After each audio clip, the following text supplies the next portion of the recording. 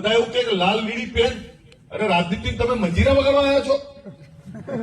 તમે બધા આશ્રમ ખોલીને બેઠા છો? આ બધા ધારાસભ્ય થઈને બેઠા છે. 25, 30 વર્ષથી રાજનીતિમાં છે. શું કર્યું તમે? તો શું કરે આ બધા પ્રચાર કરવા શું કરે રાતદાડો પડી ગયા? તમને નવાઈ લાગે સાહેબ?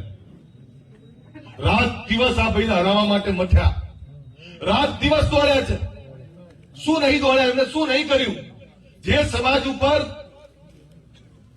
એક કલંક લાગ્યું હતું કે આ સમાજને થોડીક લાલચો આપીને અમે ખરીદી લઈએ, એ સમાજે ગત વર્ષોમાં પોતાની તાકાત બતાવી. અમે પણ એક થયા છીએ, અમે પણ રાજકીય સમજ કેળવતા થયા છીએ, અમને પણ મતદાન કરતા આવડે છે. એ સમાજને ફરતી જે લોકો સમાજના કારણે જીતીને આવ્યા, એ જ આપણા આગેવાનો, એ જ દીકરીઓ, એ જ બહેનો આ સમાજના પૈસાના નામે ખરીદવા નીકળી પડે અને એવું કે પૈસાથી ખરીદી લઈશું, 50% સમાજ એ અમારી જોડે રહેવાનો છે.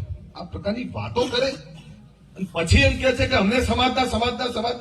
તો 2019માં હું જયારે રાધનપુર લડવા ગયો, ત્યારે આપણા જ આ બેન 2 મહિના મને હરાવાતા પડી ગયા હતા. નહીં તો 17માં ટિકિટ તો મેં જ આપી હતી અને જાહેરમાં આપી હતી.